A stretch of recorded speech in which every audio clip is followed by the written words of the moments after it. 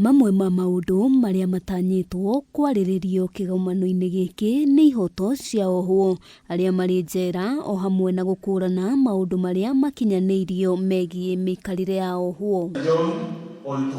Akĩhingũra kĩgomano gĩkĩ, minista wa ũgitĩri Soipan Tuya atarĩirie kũrĩ na andũ milioni 11 arĩa maratungatĩra cioho njera-inĩ itiganĩte thĩ yothe, na gatagatĩ ka acio gĩcunjĩ kĩa 30% metereirie gũtuĩrwo. Taking initiative and crafting local solutions is what defines a forward-looking, efficient corrections system.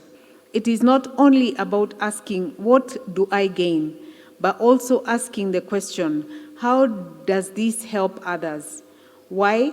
Because we are all connected, and our actions should contribute to a society where all people can live in dignity. Tuya atarĩirie thirikari ya Kenya ĩrĩ mĩhang'o-inĩ ya kũgacĩrithia njera ciothe nĩguo gũtigĩrĩra ihoto cia ohwo itiragararwo, magakinyanĩria ũhũthĩri wa tekinoronjĩ harĩ ũigi wa rekondi cia ohwo, na ningĩ magakinyanĩria ũheani wa kothi ngũrani kũrĩ ohwo nĩguo gũtigĩrĩra nĩ mahota kwĩrũgamĩrĩra thutha wa kũrekererio. Efficiency in corrections goes beyond infrastructure or statistics.